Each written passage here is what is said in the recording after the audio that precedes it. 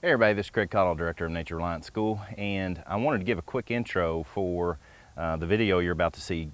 Jim Harrison was very kind to oblige me and give me an interview on snake bites. And so you've probably already seen that video, or at least if you haven't, look at this link and then you'll be able to watch that video too. It's everything you need to know about snake bites.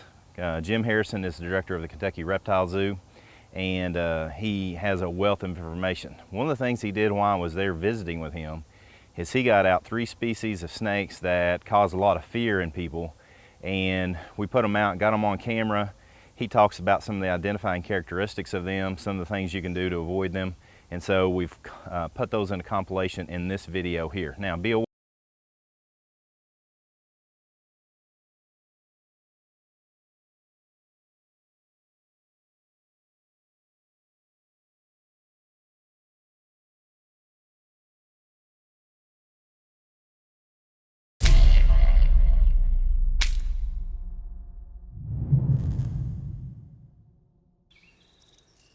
All right, everybody, so we're out again with Jim Harrison from the Kentucky Reptile Zoo. We're going to take a look at, because we're here in Kentucky, the specific species that are native to Kentucky. And the first one that we're looking at, Jim, can you tell us what we have? This is the timber rattlesnake. This is the only rattlesnake we have in eastern Kentucky.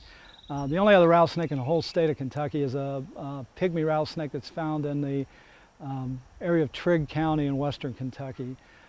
Timber rattlesnakes, as far as snake bite in the state of Kentucky, is the only snake that's ever caused a fatality.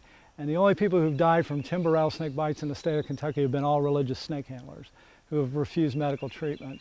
So if you're bitten by one of these and you get to medical treatment, you're going to be able to survive. You can see a very large snake, and you know, they're not an aggressive snake. The rattle was developed so that they don't have to bite. They're trying to warn you to stay away, or you know, warn the hooved animal not to step on them. The rattles on the end of their tail are just like the other scales on the body. Every time they shed their skin, they add a button to their tail. So you cannot tell how old the snake is by how many buttons it has on its tail. So that's false. They'll break off too. I mean, I've had snakes that had no buttons on their tail, and I've seen them in the wild like that, because if it's biting its food prey, and the food prey bumps up against the rattle will break off. Interesting thing is that muscle in their tail is one of the fastest twinging muscles of any animal in the world, and that's what that muscle is what causes the rattle. The rattles are just sections of skin on top of each other, and the vibration causes the noise. Pit vipers are called pit vipers because they have a heat-sensitive organ located below the nostril. Looks like they have 4 nostrils. They pick up body heat up to about 20 feet away, and they use that on their prey to strike out and hit it. On us, they use it to kind of get an imagery of where we're at and to try to stay away from us. So you can see how, you know, we were talking about them being defensive and not aggressive. They do not go out of their way to attack people. You know, one of the things we've noticed with these guys is that timbers tend to be pretty shy. My wife did her master's thesis with these, and we caught them and put radio transmitters in them and followed them around, watched their dynamics with other rattlesnakes and other animals, and we never had one strike at us. You know, thousands of interactions in the wild with them and never had one strike. Now, when we would bring them back sometime to change the battery after we put them in a bucket and got them all riled up, then they came out of the bucket, they might strike because they're scared. So people just have to realize that not to interact with them. If you leave them alone, they'll leave you alone. So.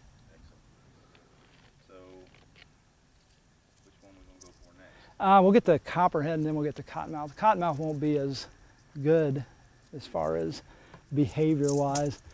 They tend to get a little more riled up, even though So who do we have here now, Jim? This is the northern Copperhead. This is the most common venomous snake we have in the state of Kentucky.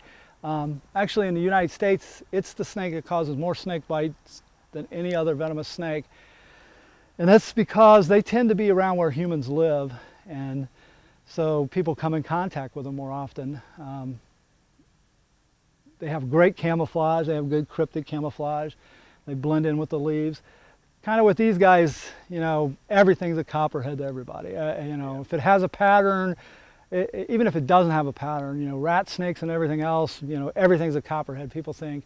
But it's real simple to tell these guys, unless they're a genetic mutation and have a different coloration, because the Copperheads we have the little brown, Kristen calls them Hershey's Kisses, And that banding is not typical of any of the other snakes that we have in the state. So these little things are good indications of whether they're venomous or not, or they're copperhead. I always tell people the best way to tell a venomous snake is, if you have to ask me that question, is they're all venomous, leave them all alone. Right. You know, people say, look at the shape of their head. Well, water snakes and garter snakes will flatten their heads out arrow-shaped. So shape of the head, it counts on your perspective. The other thing a lot of people talk about is the elliptical pupils. Well, if you're close enough to see what their eyes look like, you're within striking distance. So just don't get near the snake. The other is that whether the anal scales below the tail are divided or non-divided, that's another indication you're too close to the snake. So, you know, the best thing to do is just leave it alone. When I did a study of venomous snakes of South Carolina, I caught like 400 copperheads in 1 year, and 20 of them were genetic mutations that had round pupils. Also, wow. Their pupil, 20 out of 400. So, you know, they don't read books, like I said. They don't read books. They don't know how they're supposed to behave or how they're supposed to look. I've actually caught copperheads that have a stripe down their back. They're mutations.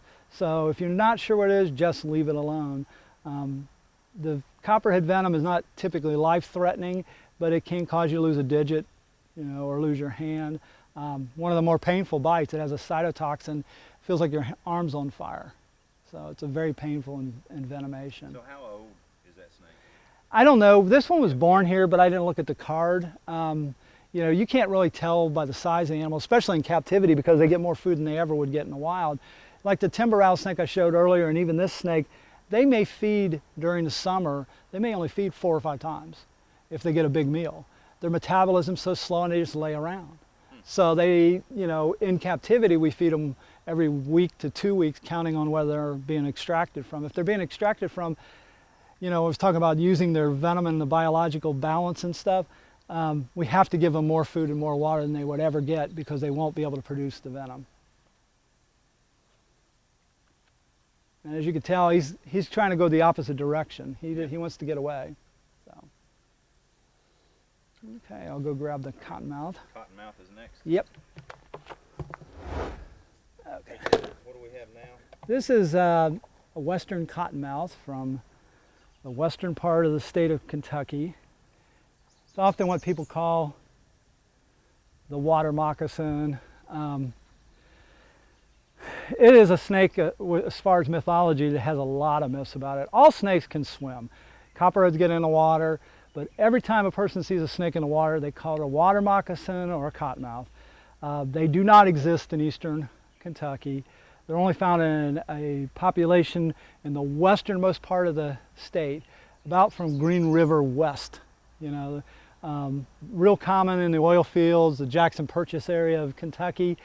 This animal actually has its bloodline. It was born here, but its bloodline comes from Murphy's Pond near Murray State. And in that area, we used to be able to go out in Murphy's Pond at night and find 175 to 200 cottonmouths in one night. It's one of the highest densities we know of any place that we've been. Where? In Murphy's Pond, which is near Murray State. Yeah. How big is that pond? It's kind of not. It's kind of a swamp area. It's like cypress knees, and they kind of intertwines. It's now totally protected. You're not allowed to go in there because it's owned by. I think it's owned by the university now, but it used to be private land years and years ago, and we used to be able to get permission to go back in there. Now there's a couple areas over there that you still can go into if you're a fisherman, and you might run into these guys. Like I said before, they're defensive. I was actually hunting these in Mississippi with a guy who played for the New York Giants football team, huge guy, and he actually had to go out and buy his own waders and have them specially made because he was such a big guy. And we're walking along, and I feel something crawl across my leg, and I raise my leg up, and it's a cottonmouth, and it's going across my leg, and it didn't bite, it just kept crawling. I just stayed perfectly still. A couple minutes later, something bumped him in the leg, and he just freaked out. Turned out it was a catfish, but to him, everything else that moved was a cottonmouth because he was so fearful of them. But you know, these guys are very laid back. If you leave them alone, they'll leave you alone. They tend to eat frogs and fish in the wild. They will eat nestling birds and rodents and stuff also. Hey Jim, can you please speak to the fact that you're a professional and you know how to handle snakes professionally, and that people shouldn't be doing this? I don't know if I'm a professional, but yeah, people. The big thing is that if you see a snake, is just leave it alone. You know, I've done this for 39 years, and I make mistakes, and so anybody, when you're working with an animal, things can go wrong. So you need to be very cautious with them and leave them alone. You know, the most experienced swimmers are the ones who drowned, you know, because they get themselves in trouble. So a lot of times when people are experienced with snakes, they'll do stuff they shouldn't do. So I say the best thing to do is just to leave them alone. And you know, you notice when I'm hooking and picking them up and stuff, I do it real slow and real calm, and I'll poke them with the stick first to get a reaction out of them, because they're going to give me the reaction I don't want. You know, when people say, well, that looks, when I'm extracting venom, they say, oh, that looks, you know, pretty simple. It is, as long as they don't do something I don't want them to do. Now, if it looks exciting, that means I messed up, because I've done something to, you know, to put myself in a bad position. So I guess that's why I was asking you, is because it looks simple to me, but I'm smart enough to know it looks simple because you're good at it.